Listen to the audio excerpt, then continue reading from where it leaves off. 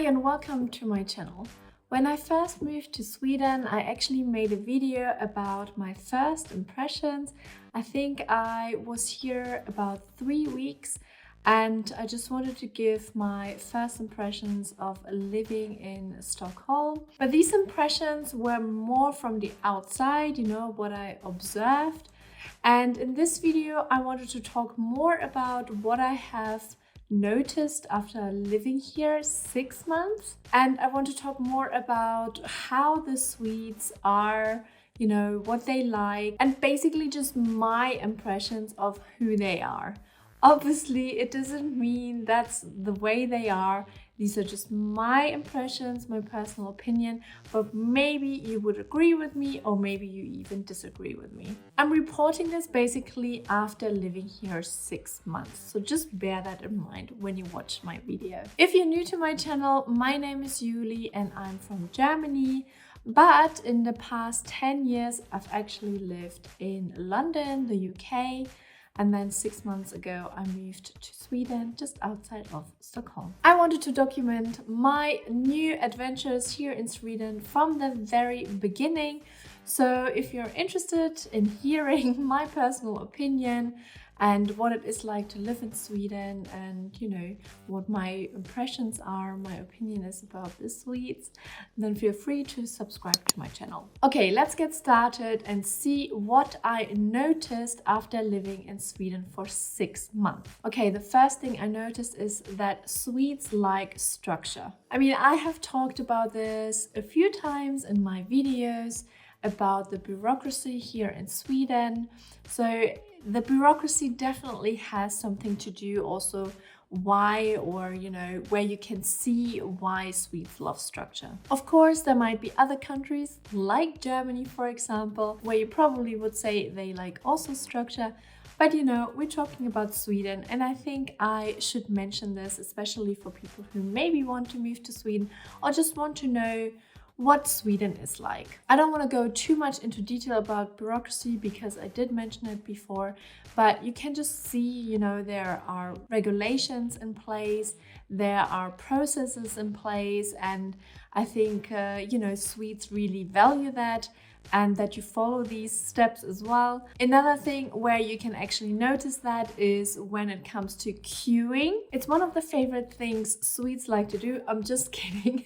But it is interesting sometimes to see what other nations, especially if you move to a new country, what kind of systems they have in place. And you probably have seen a few queuing memes going around coming from Sweden, especially in the pandemic. I think I can probably add one here so you know what I'm talking about, but I'm sure you are already familiar with it. But yeah, I think it comes from a very early age, because I do remember when we had our introduction days at nursery, the queuing was an important part of the structure in the kindergarten. The kids had to queue a few times, when they wanted to change rooms or when they wanted to go to lunch. I could see there was a lot of value in queuing and that the kids, listen to the carers. If you want to know my personal opinion, I would say it's definitely not a bad thing to have structure.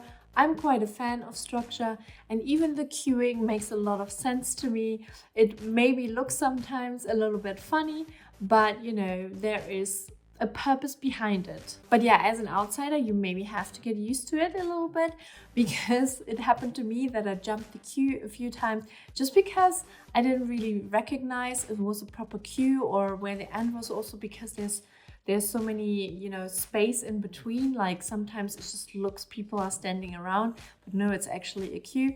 So you have to get used to this a little bit, but it's definitely not a bad thing. So having said this about the Swedes who love structure, I would also say that Swedes are actually quite flexible.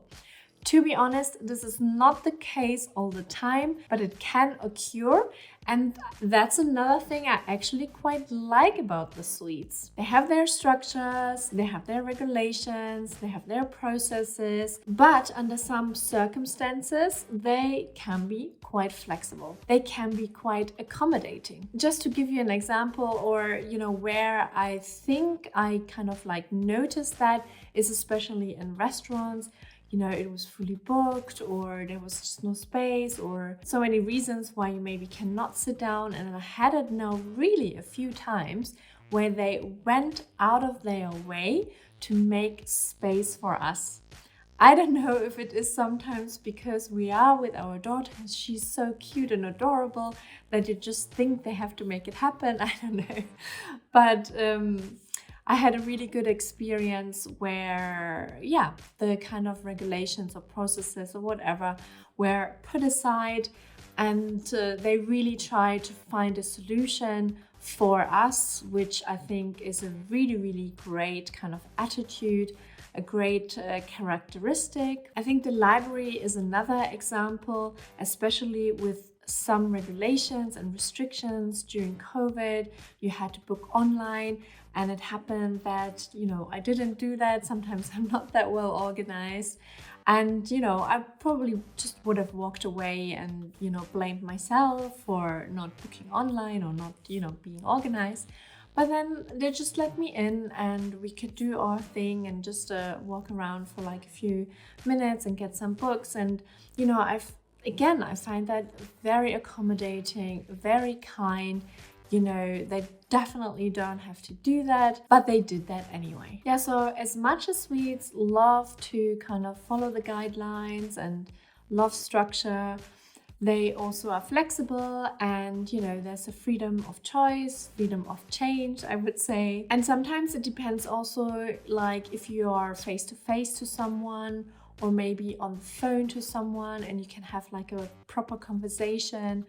It can be sometimes so anonymous just to write an email. But even in emails, I found a lot of friendliness sometimes as well. But yeah, maybe that helps sometimes to kind of be flexible. I don't know. Human interactions are quite important, right?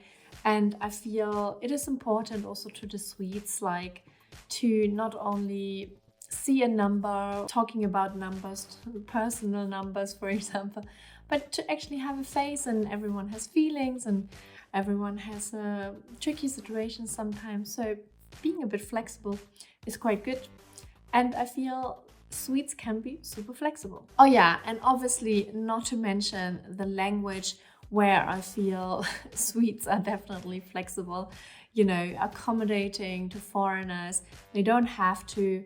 They could be angry about it, you can easily think like, you come and move to my country, so speak the language, it's easy to say that. I think there is some understanding there, when you're new, it's hard to learn a language, and it's so nice that a lot of Swedes can speak English and are happy to speak English and are not angry or, upset or annoyed or whatever, I definitely feel that also comes under the category of being flexible. And of course, I have to mention that Swedes love Christmas, and I feel Swedes are my kind of people. And although there are probably many countries who embrace Christmas, like Germany and Austria, and even the UK, of course, in London, people love Christmas as well. But I feel like here in Sweden, it's a little bit different. It's like calmer and more intimate.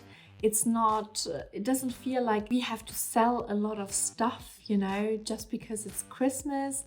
It feels like, more intimate, I think is the right word I want to use here. Especially when it comes to the lights, like in residential areas, when people decorate their houses, I actually like that's not super tacky, like flashing lights. And I don't know, I think automatically a little bit about maybe the US or even the UK, where it can get quite corny, when it comes to Christmas. And here it's more about the warm lights and just making it pretty, and it looks a bit more minimalist, I would say.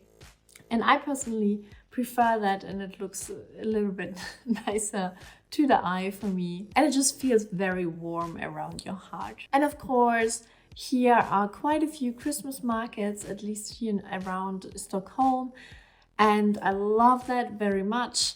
And of course, there are also Christmas markets in Germany, although not this year. We all know why. But yeah, even in the UK, like in London, they have Christmas markets, or at least one or two bigger ones. But what I personally don't like so much is that this is most of the time accompanied by a fun fair. And for me, that's two different things, a fun fair and a Christmas market. You know, Christmas markets are quite quiet, and you have this calm atmosphere. You drink something, you eat something, and then you look at like small things you can maybe buy, some Christmas decorations. That's for me more a Christmas market than having like a wild fun fair. I understand where maybe they're coming from, entertaining the kids and stuff like that. But yeah, I definitely prefer the calmer Christmas markets. And of course, I'm looking forward to some traditions like St. Lucia. Again, I think it's just a few days away, so I still don't have plans, but I'm trying to look into it, what we can do to actually experience it. But yeah, maybe it's not a surprise that Swedes love Christmas, but I feel like I have to mention it here because that's still something I noticed after living here for 6 months. And I also wanted to say what I kind of have noticed, and maybe I have noticed that even a little bit earlier than 6 months, but it is that Swedes are quite child-friendly, or like Sweden in general is quite child-friendly. And maybe that's a little bit odd to put here because I'm sure, again, there are some other countries which are quite child-friendly. But for example, I've heard that Japan, I've not been there, so maybe I shouldn't talk about it. But, it does count sometimes. What you read a little bit is not that child-friendly. I think the first way I also noticed it is when my cousin talked about Sweden being so child-friendly. She came to visit here a few times. And when I said I'm basically moving to Sweden, that's the first thing she told me, that Sweden is quite child-friendly. So I thought it was quite interesting to hear that as a first impression of Sweden. But yeah, I kind of mentioned it already, maybe a little bit in some other videos. It's not only child-friendly for tourists, which is also a good thing, I feel, but also when you live here, especially when it comes to kindergarten, I have made really good experience, and I can just see that with my daughter. And I can see the carers are very friendly, quite warm. I can see really that they build a relationship with my daughter, and they just see them as little human beings, and they're treated quite respectfully. I feel it's not just, oh, we look after them so, parents can work. No, I feel there is so much more behind it. It's about the education, and I'm not only talking about academic education. It's like just teaching them how the world works, what is there in the world, teaching them equality and all that kind of stuff. There is so much behind it, and I really, really like it. So yeah, I feel kindergarten is quite a big part of it. Of course, later on schools as well, which I might be able to talk about once my child is in school, but it won't be for another 3 years. So you have to bear with me if you want to know how schools are from my personal experience. But the last thing I wanted to also say about Swedes being really child-friendly is the activities they offer here. To be fair, I remember in London a lot of kids' activities were offered, so there's maybe no difference, but nonetheless it's also available here in Sweden, and I really love that. And I totally agree that Sweden is a very child-friendly country. And last but not least, Swedes trust their government. And I know this might be like a bold statement here, because I know that some people who watch my videos would think the opposite, and maybe they don't trust the government. But this is my overall view in the last 6 months, and I feel I got a little bit of a better view now living here, because even when you try to read, about the political situation in Sweden and what Swedish people maybe think about their government, it's not the same as when you actually move here and live here. and yeah, notice a little bit what's going on. And of course, it is a bit of an interesting topic because of the pandemic, where you just in general, I feel like, can see how each country reacts, and what the relationship between the government and the people are. And of course, governments are never perfect, and there's always things you want to change. And I think there's no country where people are 100% happy with their government. But if you compare it to some other countries, and I'm hinting here a little bit also to Germany, there is so much more trust in the government here, and people are following regulations without making a big fuss maybe, or without going on the street to demonstrate. And I wondered a little bit, like, why isn't that not the case so much if you again compare it with other countries? But yeah, what I noticed here, again, especially focused a little bit on the pandemic, is that, I see a lot of Germans actually thinking there are no restrictions here in Sweden, because that's what actually the picture of Sweden is a little bit from the outside. But what many people don't know is, that Sweden has its restrictions, and they have regulations, and they are announced quite quietly. It's not huge in the media. This is a fairly recent thing. But some of the restrictions are actually stricter in Sweden than in Germany. But again, from the outside, it looks like Sweden's doing their own thing, and they don't really kind of care about the pandemic or want to treat it freely or whatever. Again, like, I find that just very fascinating, because I almost read daily what other people's opinion is about the pandemic. And I'm quite interested in the subject myself as well.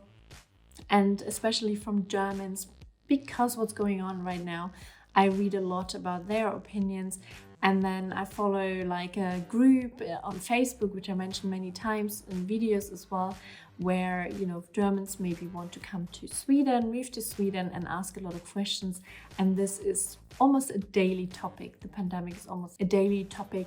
And they ask questions like, do you have to get the vaccine in Sweden? Because again, the impression is that you don't, and you can just come here to Sweden and not get vaccinated, and everyone is fine with this. So yeah, I didn't want to make this video quite political, but let's face it, it's a reality that the pandemic is ongoing, that there are discussions about it.